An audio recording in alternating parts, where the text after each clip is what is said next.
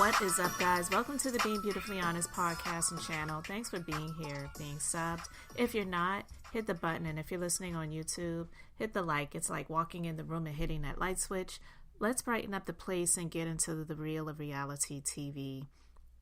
So I was listening to a little bit of the Melody responding to Stormi's mom, Betty, and I was just thinking about some things, and I'm just going to make this real quick, guys. This is not going to be long at all, because this show just needs to be done. It just needs to be over, and I believe Carlos knows it, because I don't really hear him talking a whole lot about this show at all, and that's been that way, honestly, for a little minute now.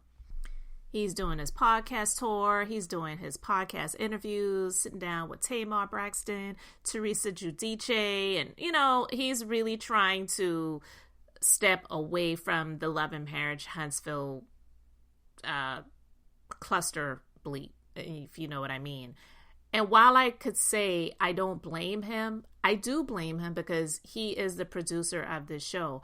I wouldn't want to be connected to it either, and that's probably one of the reasons why Melody has not been promoting the season, and I think she said that she's not watching it. And I just, the show is so toxic. I saw that someone called it Love After Lockup Huntsville, and it's kind of funny because you've got all these different people who have either recently been arrested or who have been arrested, but you're trying to showcase this show of all these upstanding entrepreneurs, Black excellence, making money, and it's just like, okay, whatever. But here's the thing that I just wanted to talk about. The show, I get it. Reality TV can be messy. It can be ratchet. It can be all of that. And there are networks for that now. You got the Zeus network, all right? You got, what is it? Tronics, whatever Ray J's new network is supposed to be named. He's got a he's got a show that's going to be a bunch of transgender women, or maybe they haven't transgendered yet. I don't know if that's a word, but they're all in the house beating up each other, and and it's the Gwirls, GWORLS. There's definitely a lot of ratchetness in reality TV. I get it. But if you're going to have shows like these where it's like a new thing, maybe they need to do some psychological evaluations before they bring some of these people to the show. Because here's the thing. It's fine to be real people and to be vulnerable and bring it to people, and maybe your story can help inspire other people. But to have a woman like Wanda, who I believe this show has brought the monster out of her, not created a monster, because at one point I was wondering, did this show create a monster? But no, that's who she is. It just brought the monster out of her, right? And the attention, she loves it. And she can't get away from it. And she's mad that she has not been allowed to come back on the show. But maybe some sort of psychological evaluation should have been done prior to bringing some of these people on the show. Not saying anything negative about small towns, Huntsville, Alabama. But when you're bringing people like Wanda, like Letitia, like Martell, like Stormi, who may be a successful businesswoman, but she's talked a whole lot about dealing with depression and wanting to take her life and stuff like that. That's not a joke. And to come to a viewing audience where it can be brutal based on what they either allow to be shown of you through editing, or it's just who you are, and people make judgments based off of that. And so to blame Melody for people not liking these people is just asinine to me, because Melody doesn't have that type of power to make people not like other people that they have seen on the show. And I just don't understand why some of these people ever got the opportunity to be on television. I get it for Stormi. She felt like, oh, this is an amazing opportunity. Now I really get to push my brand and my products. And she said she didn't need the show. Her business was made before she got on the show. All well and good. That's amazing. Good for her. But nobody can tell me that being on television did not help the brand to excel. I never heard of Canvas Beauty before Love and Marriage Huntsville, and she came on the show. Candy was on The Real Housewives of Atlanta, multi-Grammy winning artist, singer in the group Escape, all of that. But her being on The Real Housewives of Atlanta is honestly what really made her into the worldwide, like she claimed, superstar that she is. So yeah, she had that success before, but she can't say that being on The Real Housewives of Atlanta did not help her. And I often say even help to support the other businesses that she has launched, because those checks from The Real Housewives of Atlanta were invested and helped to create other businesses. And then she was able to use the show for marketing, period. So when people try to take that away to say, oh, well, she didn't need it.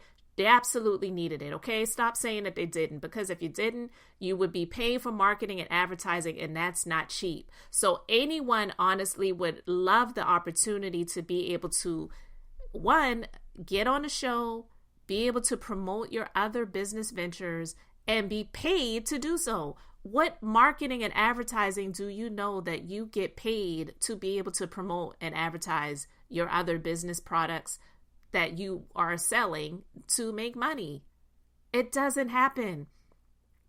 You go and reach out to any advertising outlet and see if they'll pay you to promote your stuff. It doesn't work like that, okay? So when people try to take that away and say, oh, they didn't need it, they absolutely needed it, okay? Because if they weren't doing that, they would be paying for or doing some type of marketing and advertising where they're going to have to put in their time and sweat equity, if, not money too, or just money, in order to promote their things, hoping that people will see it and hoping that people will buy.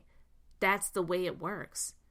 So to have people like Destiny, Tisha, Stormi, and they do these little innuendos and subliminals, really trying to throw shade at Melody because Melody's had it up to here and she's decided to speak out, is just very distasteful. And everyone's different. I don't blame Melody for doing what she's doing, but people like that, meaning the people that she's responding to, they're not going to receive it. But I get it. Melody's not saying what she's saying for them to receive it. She doesn't think that her telling Betty to shut up, that she's going to shut up. But she's just basically letting people know, look, I know what's going on, and I'm talking about it. And oh, by the way, I'm going to promote my stuff while I'm talking about it. You want to come here for the mess? Then go ahead and hit that buy button while you're at it. And I don't blame her, but I just couldn't do it. People are so exhausting. And one of the reasons why I understand Melody and I relate with her is because when she was talking about Stormi and how she really was rooting for her and helped her to get on the show, how does it go from that to her mom pretty much hating me, and apparently hating me before she ever even met me? How does it go from me trying to help this woman to get on the show, went to bat for her and helped her to get on the show, and now I'm the enemy? Trust, it happens. And that's what I was trying to get to. I relate with her on that front because I've been there in business and it hurts. It does. Now, different people have different ways of handling things. I've just never chosen to come to the internet to talk about it.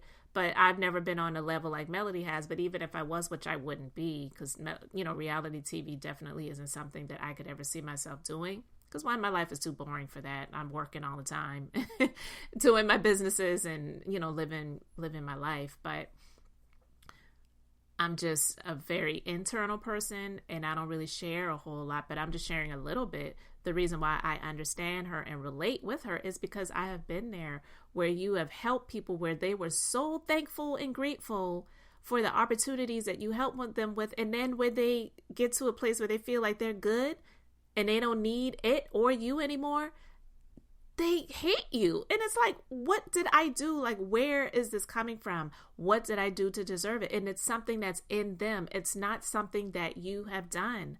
It happens. It's unfortunate, but it honestly all stems from a place of jealousy and envy. It's rooted in that. It's rooted in that.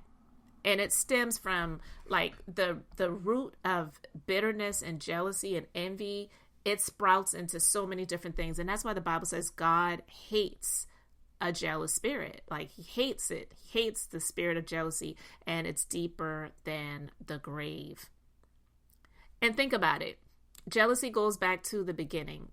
Cain and Abel, they were blood brothers. All right. Abel's sacrifice was more acceptable in God's sight. And Cain murdered his brother Abel because he was jealous. So if a sibling, God was showing us in the beginning, if a sibling could take out their own sibling due to jealousy, what do you think people who don't have any type of connection to you would do? It's just real. It doesn't feel good. It's something that you don't really understand, but it happens. So they see you doing well, even though they're doing well.